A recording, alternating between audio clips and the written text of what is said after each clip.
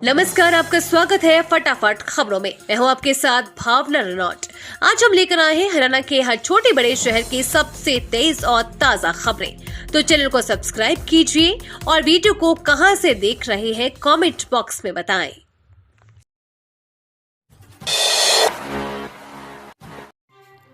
1,20,000 कच्चे कर्मचारियों की बले बले नौकरी सुरक्षित करने को विधानसभा में लगेगी मुहर। सीएम नायब खुद सदन पटल पर रखेंगे बिल। हरियाणा में 5 साल से अनुबंध पर काम कर रहे 1,20,000 कच्चे कर्मचारियों की सेवाएं 58 साल की आयु तक करने के निर्णय पर विधानसभा में मुहर लगेगी। 13 नवंबर से शुरू हो रहे विधानसभा सत्र में मुख्यमंत्री नायब सिंह सैनी खुद सदन पटल पर हरियाणा संविदात्मक कर्मचारी विधेयक 2024 रखेंगे।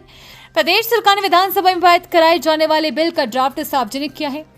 सरकारी विभागों, बोर्ड निगमों और स्वायत्त निकायों में कौशल रोजगार निगम आउटसोर्सिंग पॉलिसी पार्ट 1 और आउटसोर्सिंग पॉलिसी पार्ट 2 तक तदर्थ आधार पर लगे 50,000 रुपए तक मासिक वेतन वाले सभी कच्चे कर्मचारियों की सेवानिवृत्ति आयु तक सुनिश्चित की जाएगी।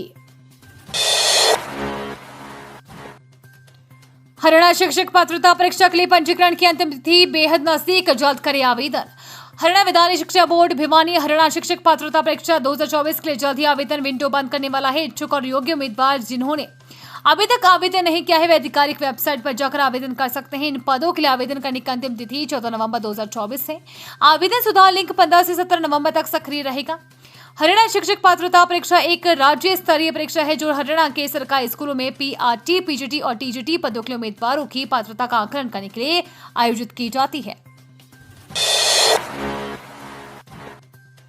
वॉलीबॉल में एनआईटी कुरुक्षेत्र ने एनआईटी दिल्ली को हराया। महिला वर्ग में हमीरपुर ने जालंधर को दी मात।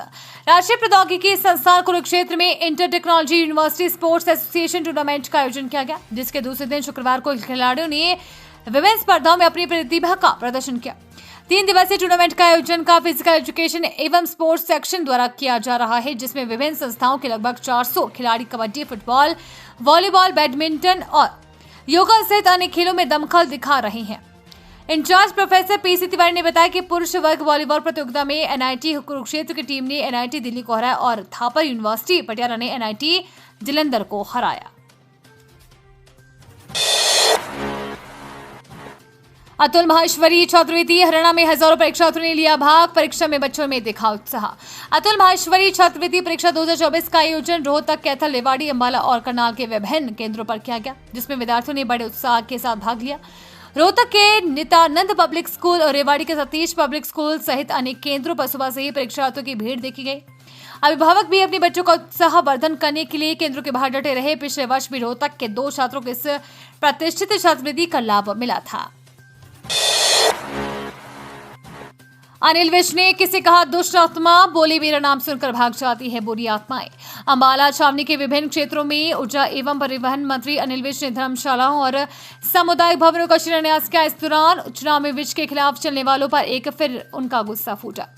उन्होंने विपक्ष की ओर निशाना साधते हुए कहा कि दुष्ट आत्मा किसी के भी शरीर में घुसकर गलत काम करवाती है, लेकिन मेरा नाम भी अनिल विज है। जैसे महावीर का नाम लेने से भूत पिशाच भाग जाते हैं, वैसे अनिल विज का नाम सुनकर भी बुरी आत्माएं चली जाती हैं। कुछ दुष्ट आत्माओं ने हमें चुनाव में नुकसान पहुंचाने के लिए विकास कार्य रोक दिए थे। अगर ये कार्य रोके नहीं होते तो अब तक ये धर्मशालाएं बनकर तैयार भी हो गई होती और आज हम इनका उद्घाटन करते। क्रिकेट का उभरता सितारा है यशवर्धन दलाल। 8 साल की उम्र में लगा दिया था पहला शतक, अब रचा इतिहास है। 5.5 साल की छोटी सी उम्र में क्रिकेट स्टेडियम की तहलीज पर कदम रखने वाला शहर के आर्यनगर निवासी यशवर्धन दलाल ने करीब 8 साल की उम्र में अपना पहला शतक जड़ दिया था। हरियाणा की ओर से जुलाई माह में अंडर 23 की टीम में चयन से पहले के 5 मैचों में अधिकतम 270 के स्कोर के साथ दलाल ने 650 रन बनाए थे। कोच नवीन सैनी के मुताबिक होनहार यशवर्धन दलाल के रन बनाने की भूख कोई नहीं रोक सकता और ना ही ये नहीं है। चुनाव आयोग का भाजपा को बड़ा झटका, हरियाणा पुलिस की भर्ती हुई कैंसिल। हरियाणा की पुलिस भर्ती के सपने देख रहे युवाओं को बड़ा झटका लगा है। Haryana staff selection commission HSSC की तरफ से विधानसभा चुनाव की घोषणा से पहले 5600 पदों पर पुलिस भर्ती के लिए जारी की अधिसूचना जारी पर अब रोक लगा दी गई है। इसमें अब ये भर्ती नहीं होगी। बता दें, हरियाणा में चुनावों से पहले 16 अगस्त का हरियाणा स्टाफ सिलेक्शन कमीशन की तरफ से सिपाही के 4000, महिला सिपाही के 600 और IRB पुलिस पुरुष सिपाही के 1000 पदों के लिए अधिसूचना जारी की गई थी। इतना ही नहीं, पुलिस भर्ती के 5600 पदों के लिए आवेदन भी मांगे जा चुके हैं। चुनाव हारे प्रत्याशियों ने फिर ईवीएम पर फोड़ा ठीकरा, सुप्रीम कोर्ट जाएगी, कांग्रेस बैठक में नहीं आए सैलजा समर्थक। हरियाणा विधानसभा चुनाव में हारे कांग्रेस प्रत्याशियों ने फिर सारा ठीकरा ईवीएम पर फोड़ा है। पूर्व मंत्री करण सिंह दलाल की अध्यक्षता वाली 8 सदस्यीय कमेटी की शनिवार को नई दिल्ली में हुई दूसरी बैठक में हारने वाले कांग्रेस प्रत्याशियों से फीडबैक लिया गया। उनसे जुटाए सबूतों को आलाकमान को सौंपा जाएगा। फैसला लिया गया है कि चुनाव परिणाम के विरुद्ध पार्टी सुप्रीम कोर्ट भी जाएगी। बैठक में मध्य प्रदेश के पूर्व मुख्यमंत्री व वरिष्ठ कांग्रेस नेता दिग्विजय सिंह, पूर्व केंद्रीय मंत्री बीरेंद्र सिंह, हरियाणा मामलों के सह प्रभारी जितेंद्र बघेल, पूर्व प्रदेश अध्यक्ष धर्मपाल मलिक व पूर्व मंत्री आफ्ताब अहमद भी मौजूद रहे। हरियाणा में चीते की रफ्तार से दौड़ेंगी रैपिड मेट्रो। दिल्ली से करनाल सिर्फ 45 मिनट में पहुंचेंगे। 17 स्टेशन बनाए जाएंगे, टीजर जारी। हरियाणा में रैपिड मेट्रो चीते की रफ्तार से दौड़ेंगी। इसकी स्पीड करीब 160 किलोमीटर प्रति घंटे की होगी। दिल्ली से करनाल की 135 किलोमीटर की दूरी ट्रेन 45 मिनट में ही तय कर लेगी। National capital region transport corporation ने वर्ल्ड पब्लिक ट्रांसपोर्ट डे पर सोशल मीडिया प्लेटफॉर्म एक्स पर टीजर शेयर किया। इसमें दावा किया गया है कि भविष्य में जो मेट्रो प्रोजेक्ट बनेंगे उसमें रैपिड मेट्रो चीते की रफ्तार से दौड़ेंगी। इसकी स्पीड करीब 160 किलोमीटर प्रति घंटा होगी। अभी करनाल से दिल्ली का सफर तय करने में 2.5 घंटे का सफर तय करना पड़ता है। हरियाणा में बढ़ रहा डेंगू का खतरा। अब तक 4329 केस, 3 की मौत। स्वास्थ्य मंत्री ने फॉगिंग पर उठाए सवाल। हरियाणा में बढ़ रहे डेंगू के केसों ने स्वास्थ्य विभाग की चिंता बढ़ा दी है। प्रदेश के जिलों में रोजाना सैकड़ों मरीज जांच के लिए पहुंच रहे हैं। अब तक 4329 से ज्यादा मरीज आ चुके हैं और 3 की मौत भी हो चुकी है। सबसे ज्यादा खराब स्थिति पंचकुला की है। यहां अब तक 1226 केस मिल चुके हैं। इसी प्रकार हिसार, करनाल, कुरुक्षेत्र, सोनीपत, पानीपत में भी काफी संख्या में केस मिल चुके हैं। प्रदेश में बढ़ते डेंगू के मामलों को देखते हुए स्वास्थ्य मंत्री आरती राव ने पंचायत मंत्री कृष्णलाल पंवार को पत्र लिखते हुए कहा कि राज्य में फॉगिंग का परिणाम वर्तमान स्थिति के हिसाब से मेल नहीं खा रहा है।